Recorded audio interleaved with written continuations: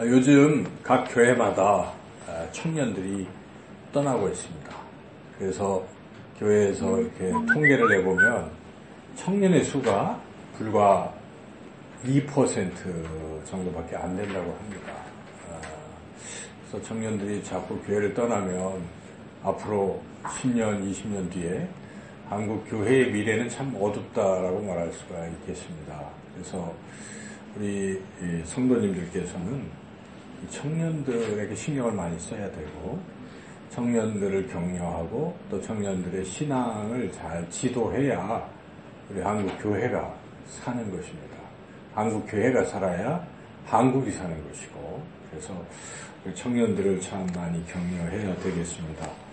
특별히 오늘 이렇게 헌신을 다짐하는 우리 귀한 청년들 볼 때 우리가 참 가슴이 벅차고 참 좋지요? 저는 제 아들, 딸이 있어서가 아니고 그냥 저는 다 제 아들, 딸 같고 너무 좋더라고요. 이 청년들 보면 너무 좋지. 여러분들도 좋으시죠? 그 좋은 마음을 가지고 우리 청년들에게 한번 격려의 박수 힘차게.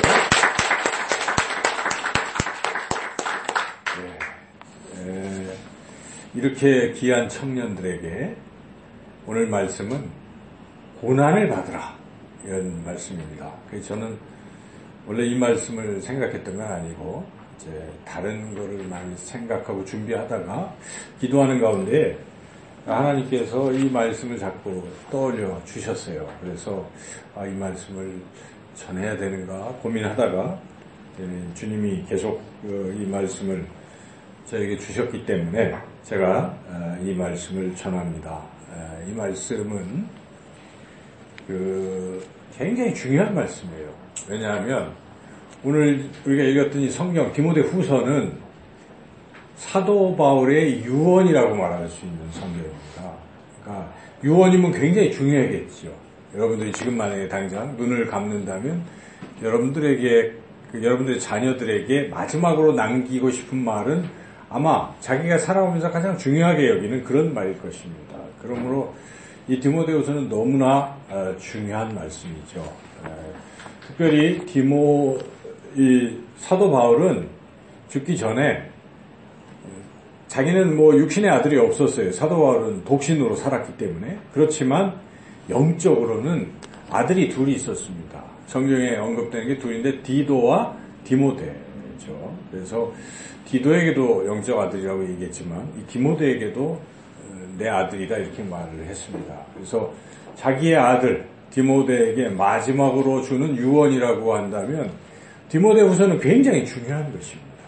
그래서 오늘 이 디모데후서는 사도 바울이 살아있다면 아마 아들같이 여겨지는 이 청년들에게 주시는 그런 말씀일 것입니다.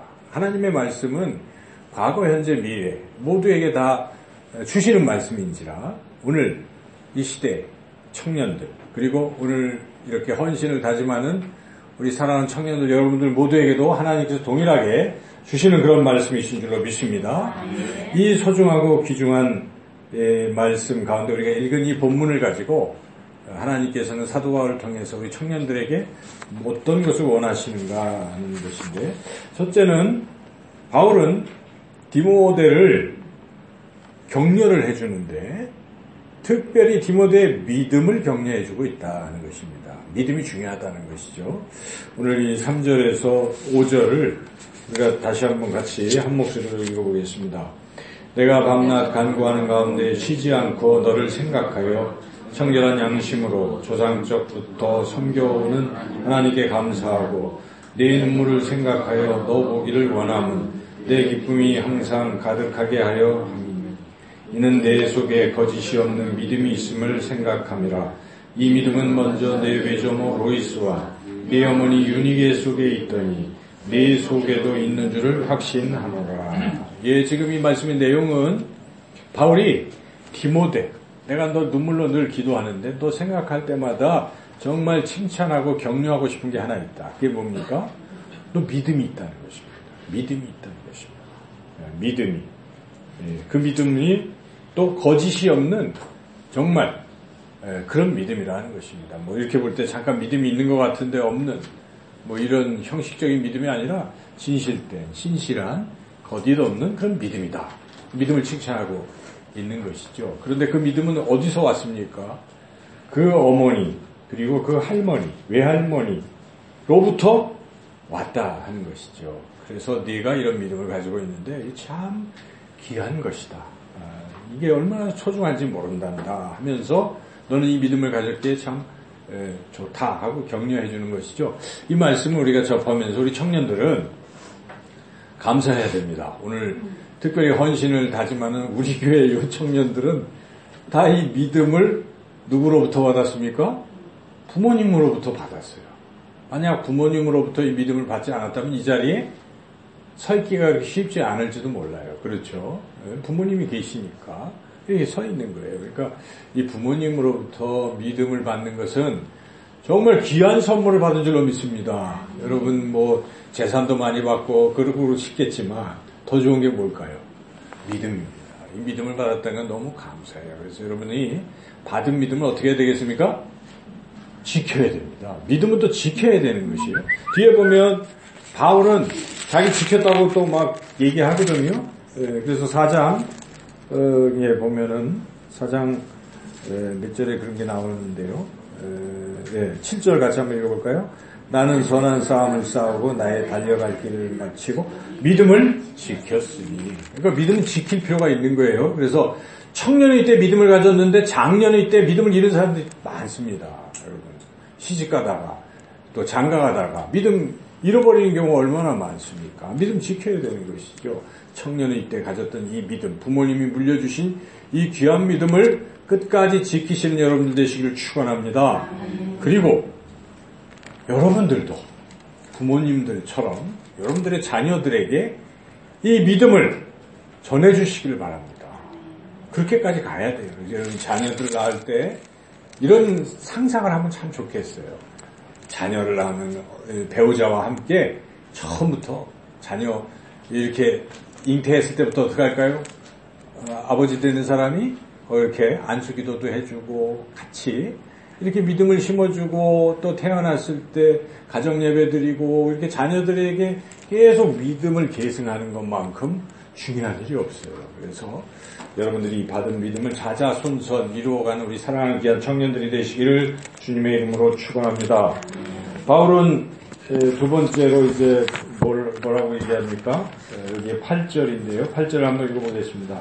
그러므로 너는 내가 우리 주를 증언함과 또는 주를 위하여 갇힌 자 된 나를 부끄러워하지 말고 오직 하나님의 능력을 따라 복음과 함께 고난을 받으라. 이거 지금 요약하면 고난 받으라 이런 얘기잖아요. 고난. 그냥 고난이 아니라 복음과 함께 고난을 받으라. 참 말하기 힘들 겁니다. 이게 여러분이 지금 육신의 자녀들에게 죽기 전에 너 고난 받아라 이렇게 하고 눈을 감는 부모가 몇이나 될까요? 어렵지 않겠어요? 야, 너는 고생하지 마라. 내 고생은 내 대에서 끝내라. 너는 내가 물려준 재산 가지고 편안하게 살거라. 대부분의 부모들이 그렇게 이야기할 수도 있죠.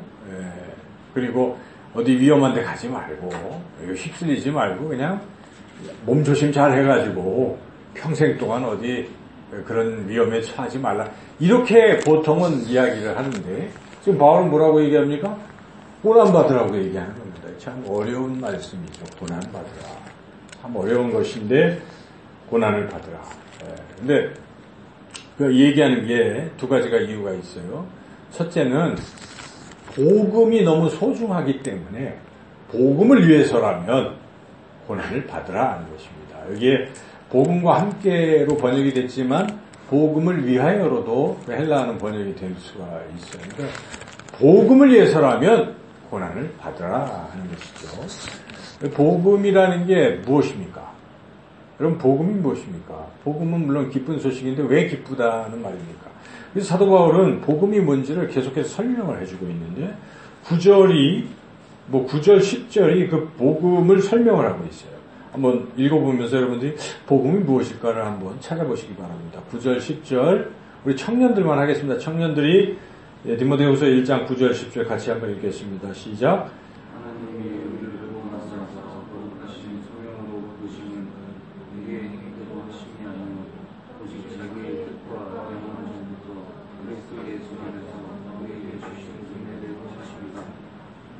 우리 구주 예수께서 예수의 나타나심으로 말미암아 나타났으니 그는 상황을 피하시고 복음으로써 생명과 썩지 아니할 것을 드러내신.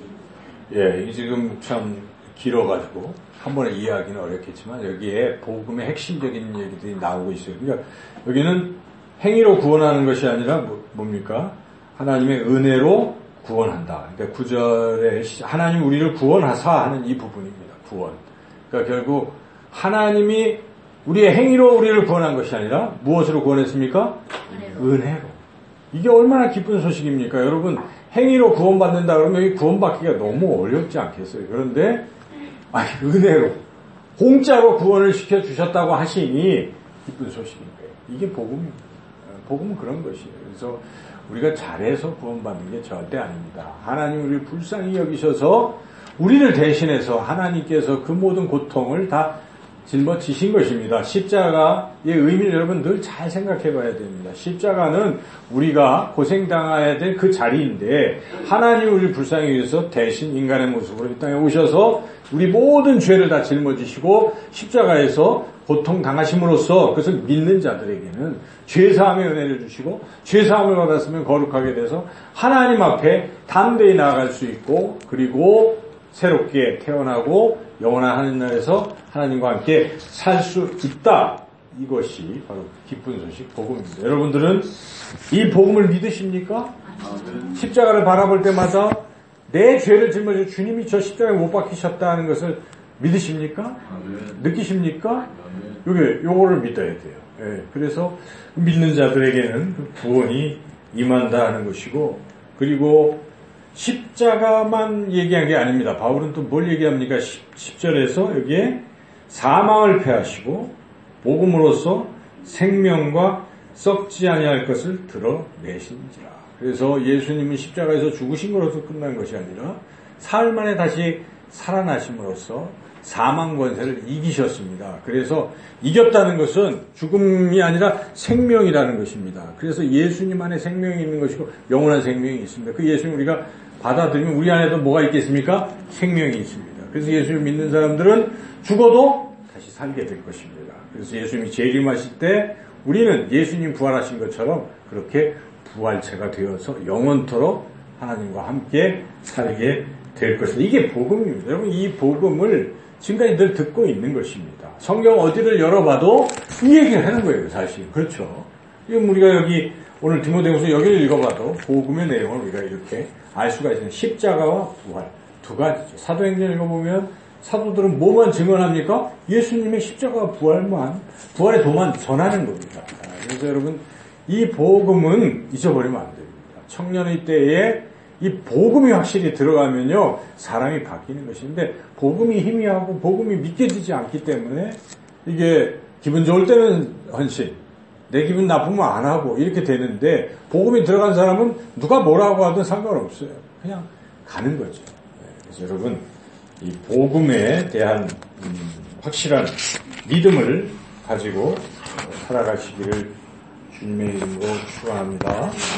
이렇게 사도 바울은 복음에 너무 좋고 또 소중하기 때문에 바로 이 복음은 네가 우선 받아야 되는 디모데는 이미 알고 있겠죠. 그런데 디모데에게 야 너만 그 복음을 가지고 너만 구원받고 그래서 되겠냐? 아니지 않느냐. 네가 지금 그 에베소 교회 목사가 된 이유는 성도들과 또 다른 들이 이 복음을 전하기 위한 거 아니겠냐. 그래서 복음을 전하라는 것입니다. 그런데 복음을 전하는 게 쉬운 게 아닙니다.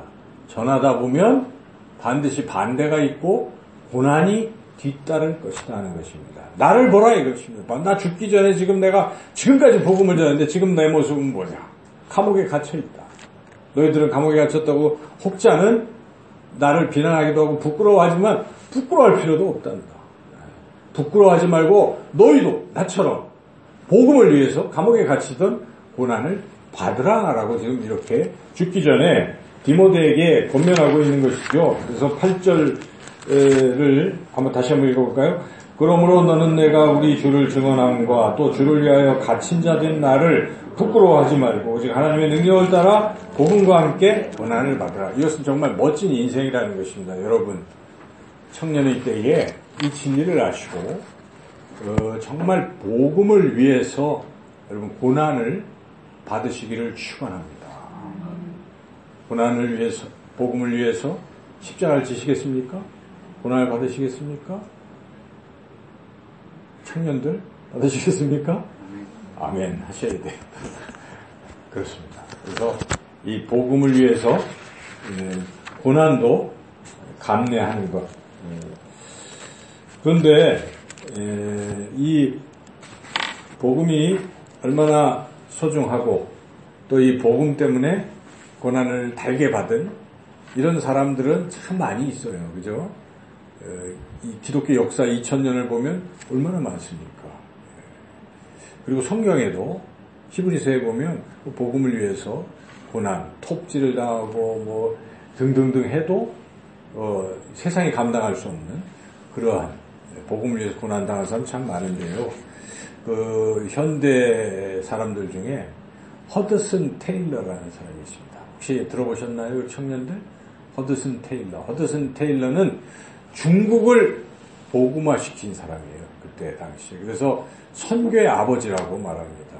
그냥 바닷가까지 가서 이렇게 복음 전하는 정도가 아니라 내륙 선교의 아버지인 것이죠. 그래서 허드슨 테일러는 중국 대륙을 관통을 하면서 중국 내륙에 들어가서 복음을 전했던 위대한 사람인데요. 그는 18살, 여러분도 젊은 나이입니다. 18살에 중국에 선교사로 갔어요.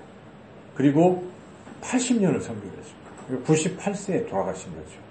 참 일찍 순교하는 사람도 있는데 허드슨 테일러는 그와 같이 80년이라는 긴 세월 동안 중국 땅에서 복음을 전한 위대한 선교사이죠. 오늘날 선교의 아버지라고 불리우는데 이렇게 이제 나이가 들어서 이제 영국으로 다시 이렇게 영국은 아니고 중국에 있었는데 이때 여러 선교사 후보 이런 젊은이들이 이 허드슨 테일러에게 뭔가 좋은 말씀을 들으려고 몰려들었어요. 그래서 질문을 합니다.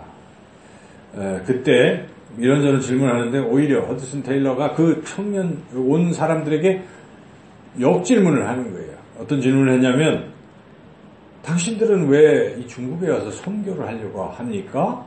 이렇게 물어보는 것입니다. 그랬더니 어떤 그 선교 후보생들은 나는 이 중국에다가 아주 많은 지역에 많은 교회, 커다란 교회들을 세우고 싶습니다.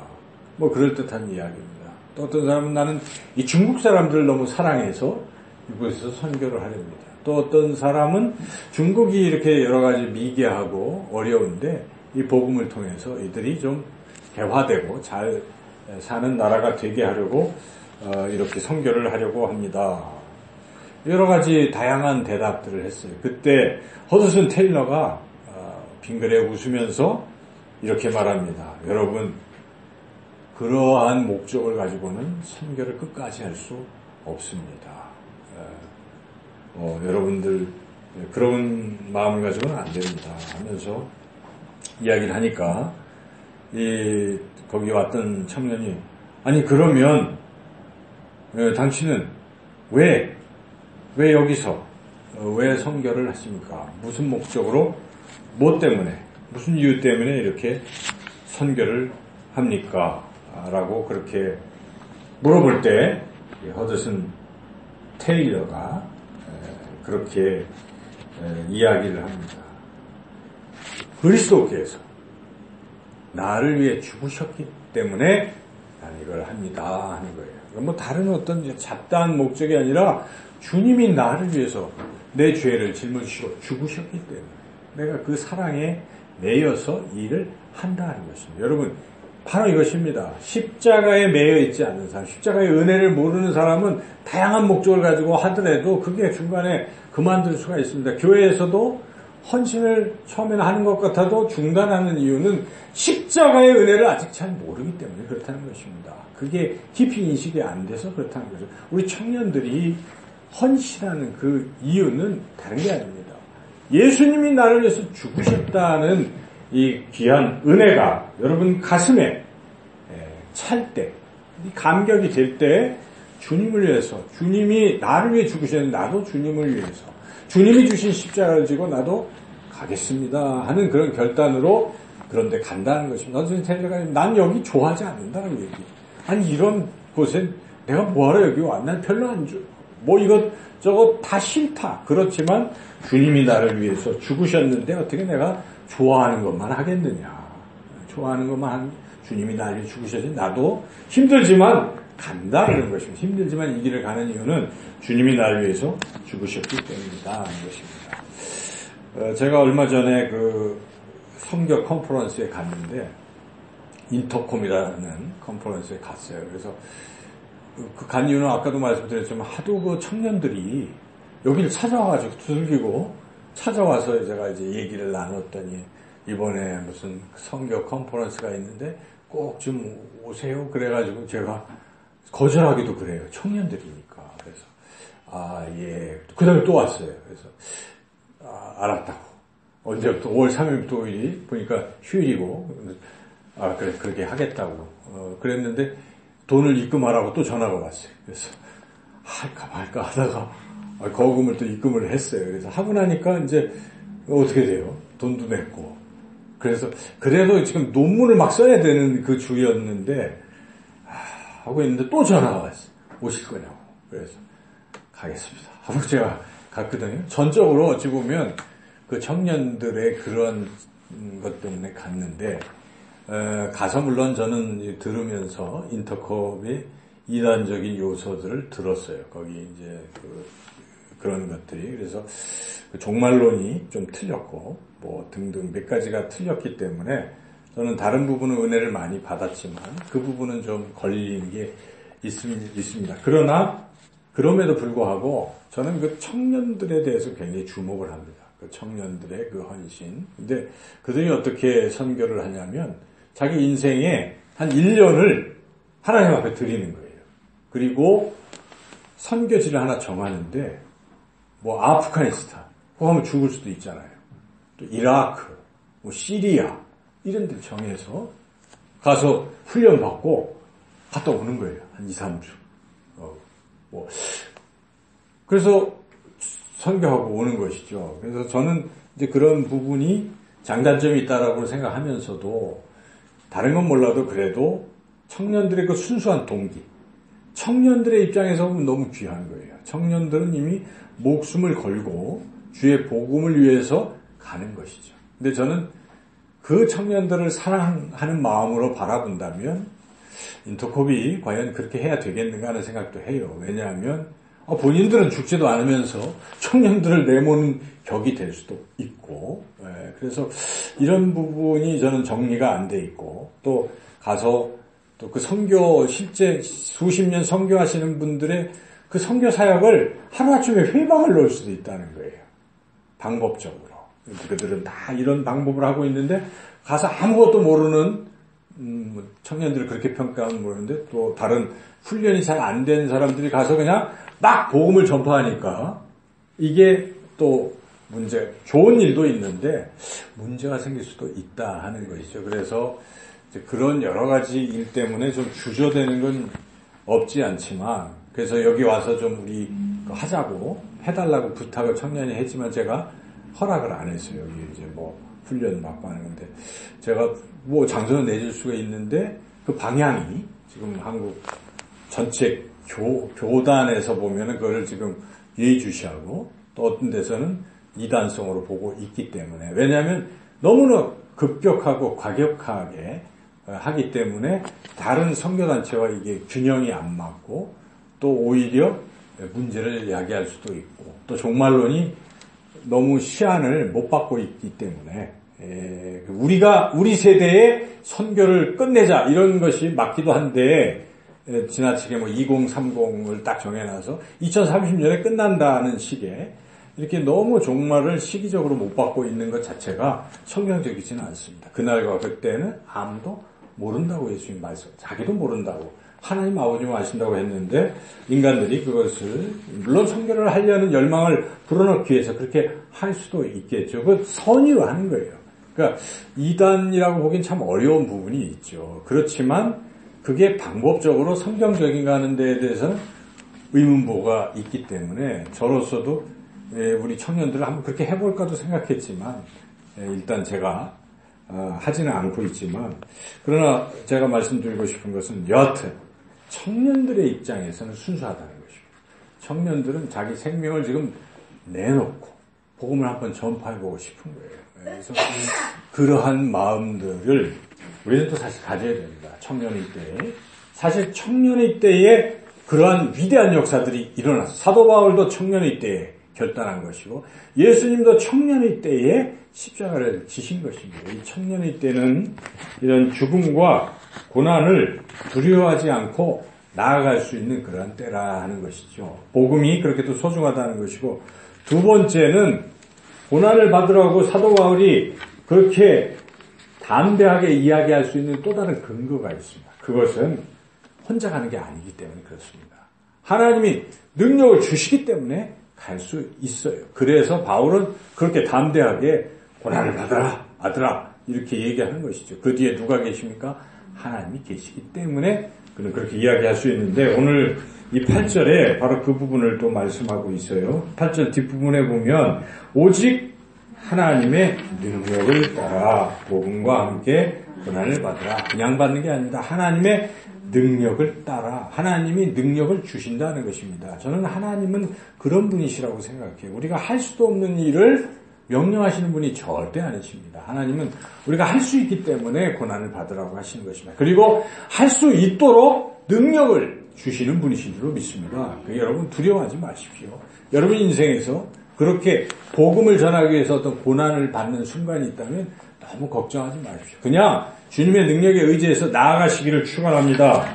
주님의 능력은 어떻게 받습니까? 주의 성령을 통해서 주님의 능력을 우리가 받게 된다는 것이죠. 14절을 읽어보겠습니다. 우리 안에 거하시는 성령으로 말미암아 내게 부탁한 아름다운 것을 지키라. 내게 부탁한 아름다운 것은 앞에서 복음을 말하고 있어요. 복음을 지키고 이 복음을 전파하고 복음을 위해서 고난을 받으라. 그런데 우리 안에 거하시는 성령이 그것을 가능하게 하신다. 여러분, 성령이 존재하는 것입니다. 우리 안에 보이지 않아도 성령이 계세요. 성령이 우리에게 능력을 주십니다. 성령은 곧 능력입니다. 오직 성령이 너에게 임하시면 너희가 권능을 받고 예루살렘과 온 유대와 사마리아와 땅끝까지 이르러 내 증인이 되리라 라고 우리 예수님이 승천하시면서 말씀하신 것이에요. 그래서 우리는 성령 충만하면 능력을 받아서 어떤 고난이 내게 닥칠지라도 이 좋은 복음, 구원의 소식을 어디서든지 전할 수 있는 줄로 믿습니다. 청년의 때에 오늘 헌신을 다짐하면서 여러분들이 이것만을 기억하십시오. 내가 주님을 위해서, 복음을 위해서 고난도 받으리라. 그 고난의 형태는 당장 목숨을 요구하는 것이 아닐 것입니다. 이런 것들인 것 같아요. 제가 한번 정리를 해보세요. 새벽 예배, 새벽 기도. 여러분, 새벽 기도를 드리는 청년이 우리 거의 못 보는 것 같아도요, 있어요. 그 근처에 좀 이단이라고 얘기할 정도의 그런 꼭 이단인지 지금 교단에서 예의주시하는 데가 하나 있어요. 윤석전 교회. 있어요. 우리 교단에서는 그걸 지금 그렇게 얘기하고 있어요. 이단성으로 보고 있는데, 거기 제가 한번 그 이단성인 교회에서 뭘 한다고 그래서 우리 목사님이랑 같이 들었어요. 윤석전 목사님의 설교를 제가 들었어요. 근데 제가 큰 감동을 받은 게 거기 청년들이요, 기도를 얼마나 하는지 하루에 10시간 이상 기도하는 청년들이 부지기수예요. 어떻게 그럴 수 있을까? 새벽 예배는 말도 아니고. 이런 청년들이 있어요. 근데 그런 곳에 좀 있고요. 일반 보통 교회는 다 교회를 떠나버리는 이 현상이고요. 오히려 그런 곳에 이 청년들이 있다는 것이죠. 그래서 저는 왜 거기만 그렇게 되는가? 우리 일반 교회에서도 할 수 있습니다. 여러분, 청년의 때에 이 새벽 기도를 한번 도전해 보시길 주님의 이름으로 축원합니다. 복음을 위해서 목숨 거는 사람도 있는데, 그래요. 그래서 아무리 피곤해도 내가 한번 새벽 기도 한번 해보겠다, 이런 결심만 해보십시오. 물론 청년들은 우리 교회 청년들 중에 새벽 기도 나온 청년이 있습니다. 있습니다. 저는 알고 있어요. 귀한 청년이 있어요. 여러분, 새벽을 한번 깨워보시고 그렇게 하는 게 고난 받는 거예요. 다른 게 아닙니다. 고난 뭐가 고난이겠어요. 이런 고난도 못 받는데 무슨 생명을 걸겠습니까, 여러분? 새벽도 못 깨우는데, 이단이나 반대자들이 목에 총칼 들이대면 죽겠습니까? 살려달라고 애걸복걸 하겠지요. 근데 이것부터 해야 돼요. 새벽 예배. 금요 기도에, 지난주에 청년들이 금요 기도했는데, 한 사람도 안 나와가지고, 안 나왔다고 지적하시는 권사님이 계셨어요. 그랬나요? 그래서, 저도 아무 소리 안 했지만은, 금요 기도에도 한번 나와보는 거예요, 와서. 얼마나 좋아요, 금요 기도에. 주야 부르짖어, 청년일 때. 그럴 때 하나님이 역사하시는 것입니다. 그냥, 쉽게 가는 신앙에는 별 하나님의 능력과 역사가 따르지 않습니다. 어렵게, 고난을 내가 한번 감내해보리라, 이 생각하고 갈 때, 기적도 일어나고, 하나님의 역사가 임하는 것입니다. 그리고 여러분, 아까 우리가 얘기했지만은, 거룩한 새벽 이슬 같은 청년. 새벽 이슬은요, 깨끗한 걸 말하는 거예요. 새벽 이슬 오염되지 않았습니다.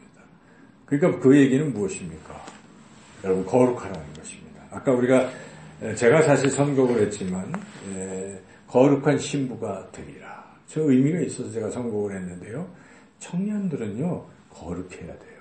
세상의 청년들이 다 음란하고 퇴폐적이고 할지라도, 주의 청년들은 그런 게 아닌 것입니다.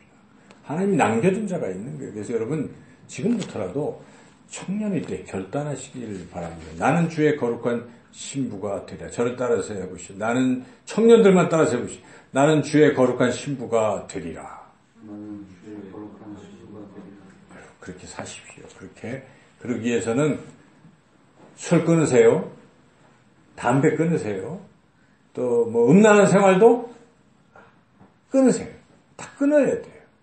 이거 왜 못 끊습니까? 그거 끊는 사람들 많아요. 그러니까 딱 결단하시고 나는 이제 거룩한 신부가 되리라.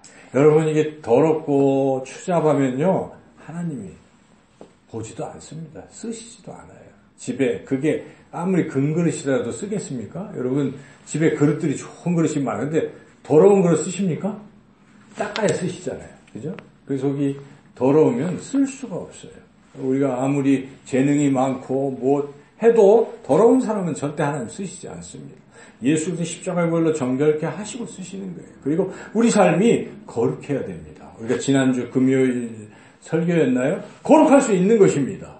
왜 없습니까? 우리는 거듭났지 않습니까? 예수님을 믿음으로 새롭게 된 새로운 피조물인데 자꾸 새로운 피조물 되기 전처럼 옛사람처럼 똑같이 나는 할 수 없네, 나는 타락했네, 인간은 어쩔 수 없어서 그 맨날 그런 죄의 굴레 속에 살아가는 것은 비성경적이라는 것입니다. 주님 분명히 말씀하셨습니다. 너희가 성령으로 새롭게 거듭났고 그리고 내가 너희 안에 거해서 너희를 거룩하게 만들어 가리라 말씀하셨기 때문에 우리가 성령을 따라 살아가면 거룩해지는 것입니다. 사도 바울 거룩했습니다. 예수 그리스도를 영접하는 거룩하게 살았습니다. 어거스틴 성자의 삶을 살았습니다. 왜 대한민국의 한국의 그리스도인들은 거룩하지 못하면서도 핑계를 댑니까? 우리가 적절히 그냥 무늬만 그리스도인, 이거는 성경적이 아닙니다. 맨날 십자가에 은혜만 붙들고 있어요. 믿음의 초보에만 머물라고 성경 그렇게 말씀하지 않았어요. 히브리서 보십시오. 그렇게 믿음의 초보에만 머물러 있는 사람들에 대해서 얼마나 준엄하게 경고를 하는지를 우리가 분명하게 들어야 됩니다. 성경은 성경대로 바로 이해를 해야 된다는 것입니다. 여러분, 히브리서 6장 3절 말씀 찾아서 다 같이 한번 읽어보겠습니다. 히브리서 6장 357조. 예. 2절부터 6절, 5절, 6절만 읽어도 이해가 갑니다. 4, 5, 6절 같이 한번 읽겠습니다. 한번 빛을 받고 하늘의 은사를 맛보고 성령이 참여한 바가 되고 하나님의 선한 말씀과 메시의 능력을 맛보고도 타락한 자들은 다시 새롭게 하여 회개하게 할 수 없나니 이는 그들이 하나님의 아들을 다시 십자가에 못 박아 드러내놓고 욕되게 합니다. 여러분, 이 말씀 어떻게 해석하시겠습니까? 여러분, 우리 그리스도인들은, 예수님을 믿은 사람들은 거듭났습니다. 거듭나고 우리 안에는 거룩하신 성령이 거하시기 때문에 우리는 날마다 거룩하게 변화되는 것입니다. 청년들이요, 거룩한 신부가 되시기를 축원합니다. 할 수 있습니다. 여러분 안에 거하시는 성령을 의지해서 결단하십시오. 그래야 멋진 인생을 사는 것입니다. 하나님께 붙들려 사는 사람이 되는 것입니다. 그저 똑같이 세상의 청년들과 나는 다를 바 없이 구별되지 아니하는 것은 성도라 말하지 않습니다. 성도의 뜻은 뭡니까? 구별됐다는 것입니다. 여러분, 세상으로부터 부름받은 구별된 청년이라는 것입니다. 이 청년의 때에 오늘 이 말씀을 들으시면서 결단하십시오. 나는 거룩한 신부가 되리라. 그렇게 결단하시고 이제는 새로운 삶을 살아가시기를 주님의 이름으로 축원합니다. 너무 설교가 길어지지만 또 결단할 게 있어요. 전도하는 청년이 되시길 바랍니다. 여러분 전도해 보셨어요? 청년일 때? 우리 때만 해도요, 그냥 캠퍼스에 가면은 자꾸 그런 청년들이 많았어요. 저도 이제 대학교에 가가지고 좀 신나게 놀려고 하는데요. 대학교 1학년 때인가?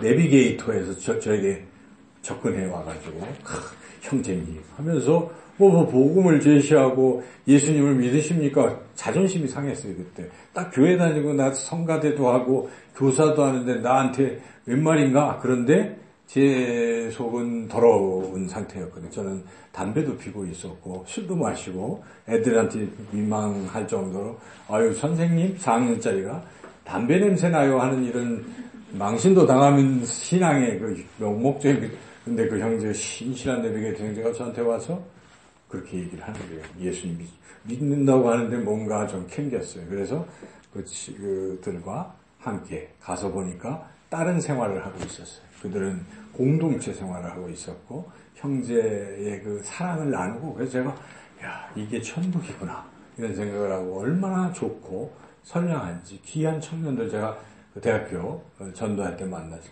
그런 청년들 캠퍼스에서 복음을 전하는 그런 청년들이 옛날에 많았는데 요즘은 그런 게 좀 하지만 여러분 핑계 댈 게 없어요. 그때나 지금이나 때를 얻거나 못 얻거나 우리는 복음을 전파하는 전도자가 되어야 될 줄로 믿습니다. 여러분 복음을 전해보십시오. 그때부터 삶이 달라져요. 내가 좀 확실하지 않은데 자꾸 얘기를 하다 보면 어떻게 돼요? 나는 진짜 믿나?